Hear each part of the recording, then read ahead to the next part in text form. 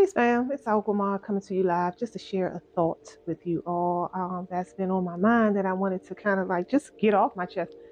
I've been paying attention for quite some time now, years time now, watching closely, intently about the goings ons in Western society, which really is one of the main motivators for me leaving that society. Just seeing the writing on the wall, studying history, understanding patterns of history, and just knowing, just based on our past and based on current affairs, what we can expect to occur in the near future, and just following trends and paying attention, right? And so I see the writing on the wall, been seeing the writing on the wall, and I'm not the only one.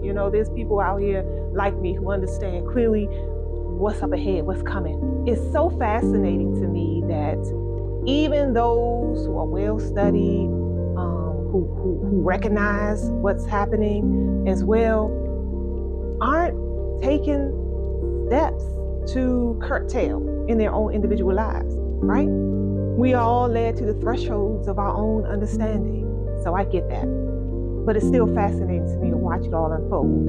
So what I wanted to come and just express is that we've entered unprecedented times right now. So there's things that's currently transpiring at a rapid pace that we haven't seen, a long, long time, far away from our own lifetime. And I don't like predicting. That's just not who I am, because I know none of us have the final say. We can predict all day and night, but we don't control totally the outcome of our circumstances. So I get that, I recognize that, and I respect that. So I never want to overstep my own bounds. What I do know is that we have been, those of us who believe and who understand, have been gifted with foresight and vision, right? And it's not for our own intent and will and purpose, none of that ego-driven stuff. It's in order to enlighten those who don't.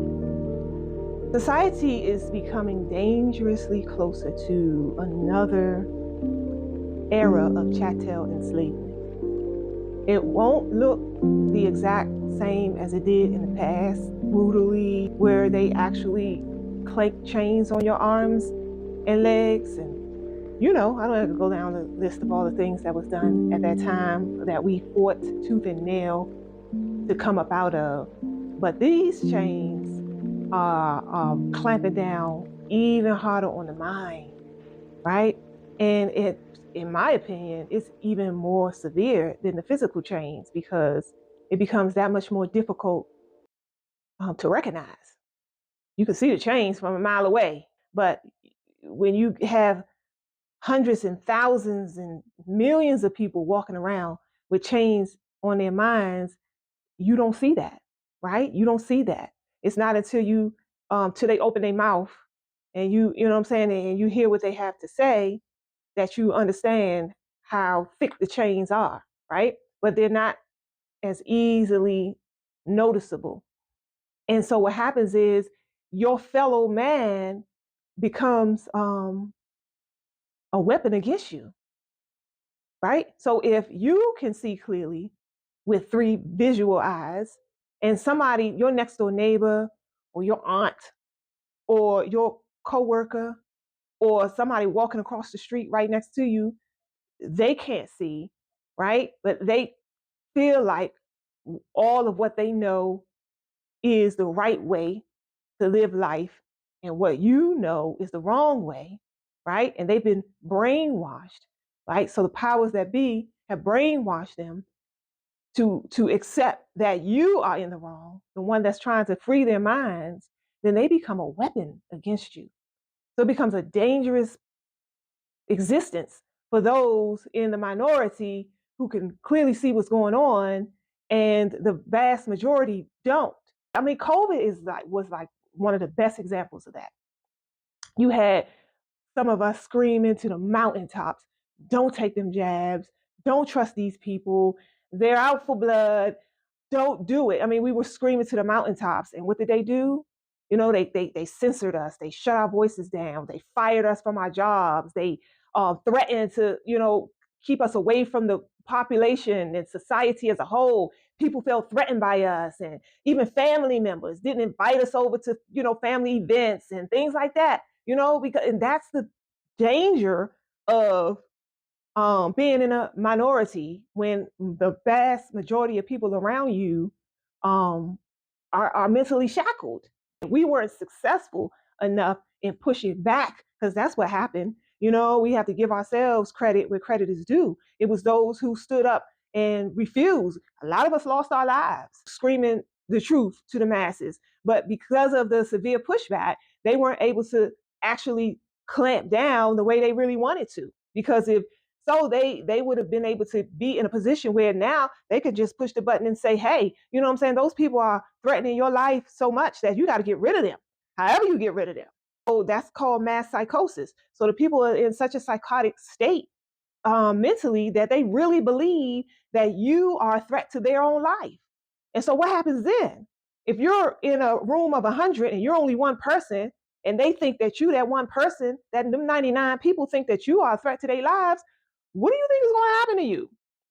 So I'm saying all this just to say, because I don't want to make this a whole long, drawn out um, topic, but I just want to say, and personally, I had to remove myself because I see what's coming, right? I see what's coming. And this thing is going to get a whole lot worse before it get better. Why? Because just the masses just aren't capable of seeing. They just don't see in the ways in which you and I do. There is no utopia anywhere on the planet. I get that. These monsters have sunk their fangs into almost every facet of every society on the planet, but they don't have full and complete control. They don't have world power. That's what they're aiming for, and that's what they're fighting to achieve, but they don't have that. And so there are pockets of places on this planet that they don't have full control over, right? And I'm looking at where they do, and I'm looking at, the things that we try to push up against, and we ain't making no headway.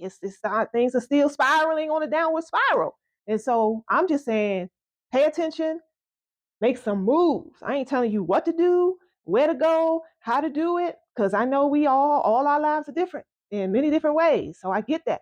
I'm not telling you that. I'm just saying, make some moves because this thing is a keg. It's a boiling keg. And so you don't want to be caught and God forbid you got family you raising. And so it comes to a point where we can't forever be in a position of attempting to wake folks up in this day. We're living in the time of fulfilling prophecy. It ain't coming, it's here. You know what I'm saying? We are actually living through it. And so what do?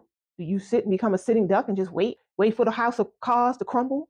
You know what I'm saying? Or over top of your head? Or do you make some moves? Because here's the truth of it all. Have similar events happened like this in the past? Absolutely. What happened?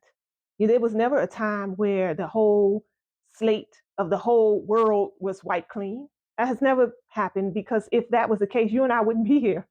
You know what I'm saying? It's just simple math. You and I wouldn't be here.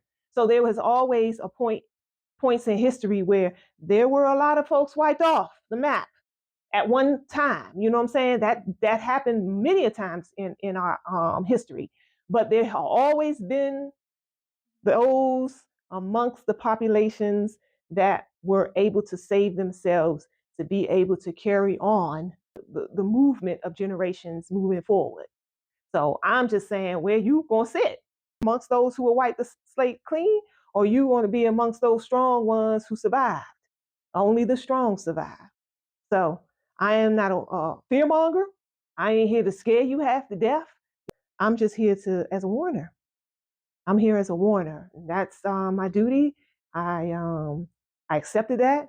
Um, I move in that energy, and that's part of my purpose for being here. So I'm just warning you. Make some moves. All right, family. Take care of each other out there. Peace.